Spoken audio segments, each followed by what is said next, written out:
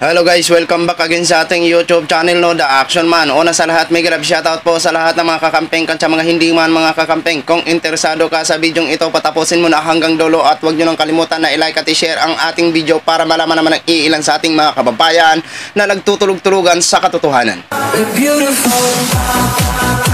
So muli naman nagbabalik ang nag-iisa nyong host na si The Action Man para magbigay ng komentaryo at reaction sa mga mainit ng issue ng bayan.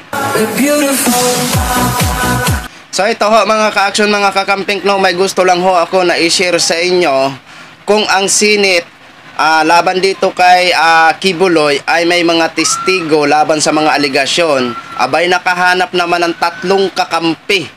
Ito si Pastor Apollo Kibuloy. Oo, pinasinungalingan ang nasabing mga testigo ni Senadora Risa Hintoberos ho mga ka-action. At pinuring-pinuri ng 3 ito si Pastor Apollo Kibuloy. Abay saan ba naman to naman nanggaling itong mga ito? Oo, para hindi ho tayo magtagal mga ka-action, panoorin na po natin at pakinggan ang nasabing kanilang mga statement ng mga kakampi ni Apollo Kibuloy. Mga miyembro ng The Kingdom of Jesus Christ na bahagi ng Pastoral Care Department, pinasinungalingan ang mga isyong ibinabato laban kay Pastor Apollo C. Kibuloy. Si Carlo de la Peña magbabalita. Nagsalita na ang ilang manggagawa at miyembro ng The Kingdom of Jesus Christ kasunod ng mga akusasyong ibinabato kay Pastor Apollo C. Kibuloy. Isa nga rito si Diane Hortaleza na dating dancer nooy pinakamalaking noontime show sa telebisyon. Si Hortaleza ay nagkaroon ng depresyon at nang mapakinggan niya ang mensahe ni Pastor Apollo tungkol sa kapangyarihan ng pag-ibig ng Panginoon ay nagkaroon muli ito ng pag-asa sa kanyang itinuturing na ikalawang buhay. I'm gonna tell you, honestly speaking, since the moment that I went full-time, I've been almost around the world together with our beloved pastor, and I'm very, very grateful for that. Thank you, Pastor, for giving me the chance to roam around the world. I've been in the whole of Asia, in Europe, in Middle East, and because of the King is Coming tour of our beloved pastor, I'm part of the Kingdom Choir as main singers, and I'm forever grateful for that.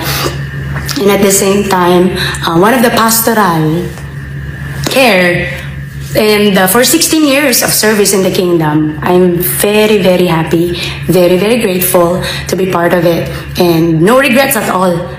Pinasinungalingan ni Hortaleza ang mga aligasyon na ikinukulong lamang ang mga manggagawa ng The Kingdom of Jesus Christ na nasa Pastoral Care Department. Aniya, naikot na niya ang buong mundo kasunod ng mga worship service na tinatawag na King is Coming Tour para maipaabot ang mensahe ng pagsisisi sa mga tao sa iba't ibang bansa. I almost killed myself because of extreme sadness. But thankfully, during that time, I was just saved by one man who is preaching on TV about the message of the power of God's love. And that is our beloved pastor, Pastor Apollo C. Kibuloy. Thank you, Pastor, because this is my second life.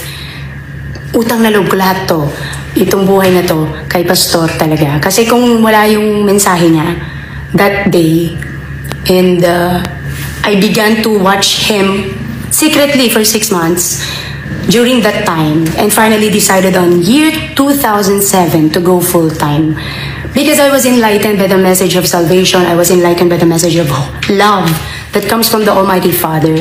So, I'm one of those millions na binago from deep within, inside of me. Now, sa mga questions, masaya ba kayo dyan? Malaya ba kayo dyan? Malayang-malaya po kami. Kasi kung hindi kami malaya, paano kami nakaka-tour all over the world? Ayon naman kay Arlene Rillion, malinaw sa kanya ang pinasukan niya ministry at hindi siya pinilit kagaya ng isyong ipinupukol ng mga naninira kay Pastor Apollo. Nagpalabas ako ng vlog ngayon to the mere fact po na depensahan ko po ang ating mahal na pastor at buong Kingdom Nation because as a full-time recruit worker, on my end, alam ko po kung ano yung katotohanan and I know where I am standing at alam ko po kung ano po yung pinasukan ko ng ministry. Nilinaw naman ni Zarina Buenafe na parte rin ng Pastoral Care Department na normal lamang na dumadaan sa correction o pagdidisiplina ang mga manggagawa ng kingdom. Aniya, isa sa pinakamahalagang itinuro ni Pastor Apollo sa mga kababaihan ng kingdom ay pagkakaroon ng dignidad na siya namang hindi nauunawaan ng iba na hindi kabahagi ng kongregasyon. Hindi ko maaatim na ganyanin po nila ang aming pinakamamahal na pastor. Kaya magsasalita at pagsasalita na po kami. Kami po ang real pastoral. Been in this ministry for 2 decades, through thick and thin. At bilang isang pastoral, bilang isang mga full-time miracle worker, we are being molded to become a dignified woman. Siyempre po, tulad sa isang pamilya, pag pinagsabihan, kapag kinorek, nagkasala, nagkamali dahil may ginawa kang hindi maganda, siyempre papagalitan ka, ang magulang mo minsan papaluin ka. What's wrong with that? Diba? It's discipline. Kung mahal ka ng magulang mo, ididisiplina ka.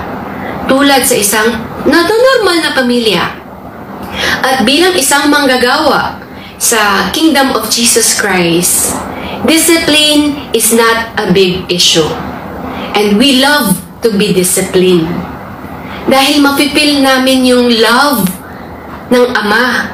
Dahil He never let us astray to go to damnation. Kaya dinidisiplina kami. Samantala, ayon sa mga ito, hindi lamang ito ang mga vlog na lalabas dahil hindi na matiis na mga manggagawa at mga miyembro ang mga kasinungalingan at paratang na ibinabato kay Pastor Apollo. Asahan umano na mas marami pa ang magsasalita at dedepensa para sa buting pastor upang bigyang linaw ang tunay na pamumuhay ng mga manggagawa sa Kingdom of Jesus Christ. So yun na ho mga ka-action, mga kakamping, no, napakinggan na po natin ang pagtatanggol ng tatlong membro ng The Kingdom ni Pastor Apollo Quiboloy ho mga ka-action. So yung una, ang sabi daw dumaan sa matinding depression at nawala at nakatulong nung siya ay pumasok o napakinggan ang seremonya ni Apollo Pastor Quiboloy ho mga ka-action. So wala ho tayong magagawa kung yun po ang kanilang mga pananaw dyan kay Quiboloy po mga ka-action. Pero kung sa kanila is naging maganda ang pag-aasikaso ni Quiboloy, sa inyo po yun. Paano naman po kasi magkaiba po kayo ng dinaranas ng mga biktima, di ba?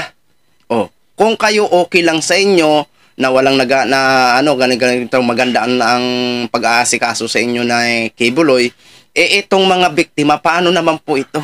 At saka hindi po ito magsasalita. Bakit para siraan si Quiboloy kung hindi totoo ang kanilang mga sinasabi? 'Di ba? So, para mapakinggan sana ang side by side, hindi sana kumbinsihin nyo si Quiboloy na humarap sa susunod na pandinig. Hindi yung patago-tago ho siya, 'di ba? Dapat kayo humarap din. Nang sa ganun, mapakinggan sa Senado ang bawat paliwanag nyo. Kung kayo ay naging maganda ang pag-aasikaso ni Quiboloy, ang mga biktima naman po ang nagrereklamo dahil nga po daw inabuso ho sila. Kaya para mas malinaw at naintindihan ng mga maraming Pilipino, kumbinsihin nyo si Quiboloy na humarap sa Senado. At kung maaari, sumama ho kayo para nang sa ganun, may testigo din si Quiboloy. Diba? Ganun lang naman yun mga ka-action, mga kakamping, no?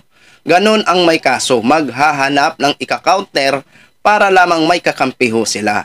Pero ang pinakadabis dyan na gawin ni Quiboloy para malinis ang kanyang pangalan kung wala naman talaga siyang ginawa dito sa mga biktima, humarap ka po. Oo, walang masama na humarap ka at dipinsahan ang iyong sarili. At kung maaari, dalhin mo yung mga testigo mo para nang sa ganon may kakampi ka po sa loob ng Senado.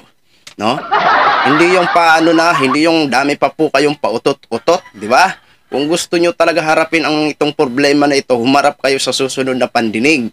Pero kung hindi, ewan, kung ano naman ang magiging legal action na susunod ng Senado nito, mga ka-action, mga kakamping. So, ang hangad lang naman natin dito ang maging malinaw. Ngayon kung mapatunayan na may paglabag ito si Pastor Kibuloy, wala ho tayong magagawa. May batas po tayo na pwedeng magparusa sa mga taong nagkasala. So yun lang ho mga ka-action, mga kakampeng, share ko lang ho sa inyo. Maraming salamat po sa ating mga viewers Luzon, Visayas at Mindanao all over the world. Ako po ang inyong lingkod, si The Action Man. Good morning everyone. Beautiful.